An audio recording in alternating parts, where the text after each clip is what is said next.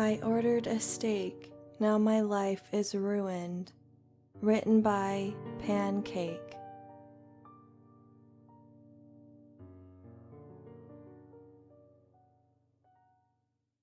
I would say it's nice to meet you all, but I suppose that nice isn't applicable in my particular situation. I know you've probably got a lot of questions, so I'll just start with some background information. I live in the mother-in-law suite at my parents' house in Orlando because money has been especially tight for me lately. It sits at the back of the property, behind the main house and the pool. I can't complain about the place. It has everything I need to get along, and as long as my parents leave me alone, I can live my life as I please. Luckily, they've been giving me space since the big argument we had last week, so I can drink as much beer as I want, smoke as much dope as I want, and eat whatever I please. Now, most of what I eat, I cook at home because I'm very particular about where my food comes from, but every once in a while, when I'm not in the mood to put on my chef's hat, I'll order out. The only problem with ordering out is, A, it's expensive, and B, the delivery guy almost always goes to the main house instead of going to the mother-in-law suite. It was a pain in the ass, but as my stomach grumbled one Friday evening after a long, exhausting week, I knew that the hassle was worth it. I reached for my phone in my pocket, beer in hand, ass in the old lounger in front of the TV.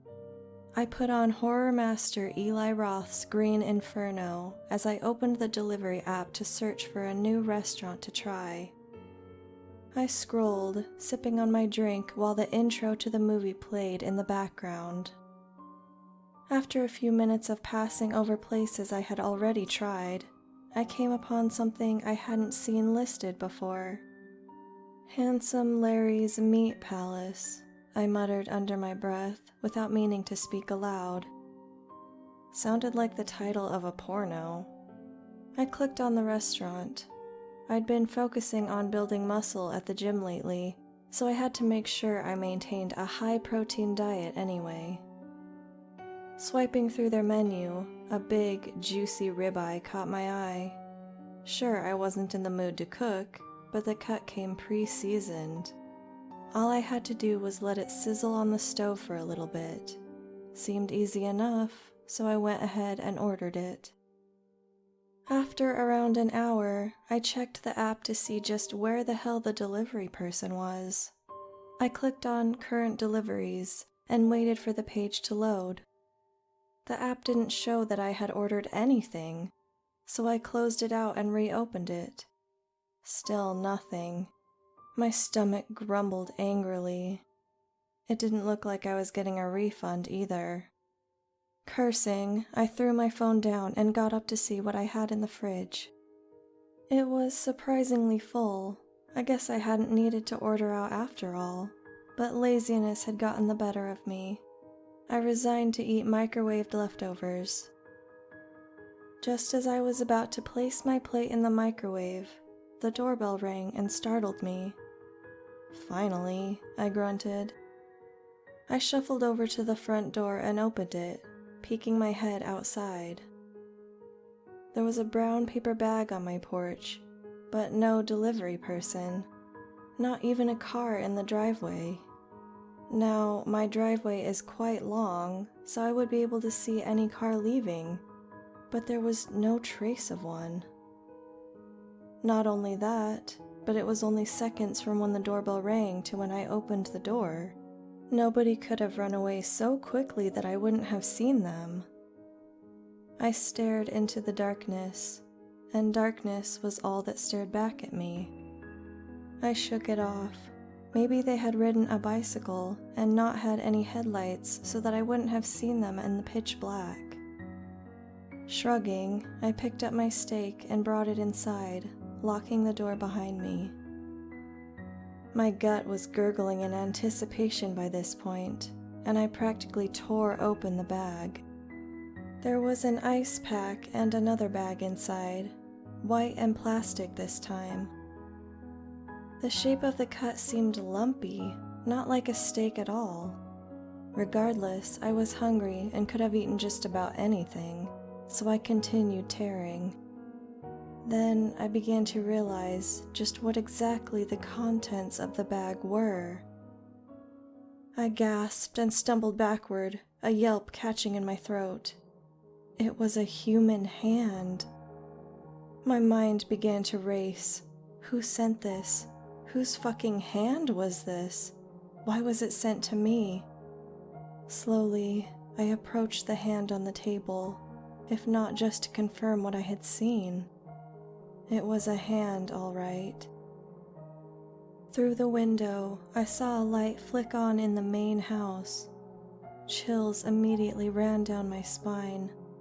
I knew for sure my parents were not in the house. My breath began to tremble as my eyes flitted back and forth between the hand and the light. Something was seriously wrong, as if that wasn't obvious enough already. I made my way back to the front door and opened it to lean outside once more. My eyes searched the property, but I saw nothing out of the ordinary. That was when I heard it. To my right, I heard a stick break, then another. Suddenly, it sounded like there was movement all around the outside of the house. I knew that I was no longer alone. Frantically, I jerked myself back inside and slammed the door behind me, double and triple checking that it was locked. I ran around the inside of the house, closing all of my blackout curtains so I could feel safe that no one was watching me. I was starting to panic. I had no idea what to do. I couldn't call the police. I couldn't make it to the main house without being intercepted by whatever was out there. So I stood there, petrified, trapped in my own place, with a severed hand on the table next to me as the noises outside began to form into multiple sets of footsteps. I inhaled deeply and closed my eyes, then exhaled long and slow. This was it. The game was over. I knew karma would eventually find its way back to me to finish me off. My breathing slowed, and I felt a strange sense of total calm fall over me. I sighed and reached for the hand on the table, gently rewrapping it in the plastic from which it came. Slowly, I turned to my fridge to open it. Overlapping voices began to scream outside. Then I placed the mysterious hand on the refrigerator shelf next to both of my parents' severed heads and half-eaten fingers, and waited for the end. I'm still not sure where the hand came from. It really wasn't from any of mine. I'm actually pretty impressed that you all managed to catch me. I really gotta hand it to you. Confession of the Meat Market Murderer, June 13th, 2020.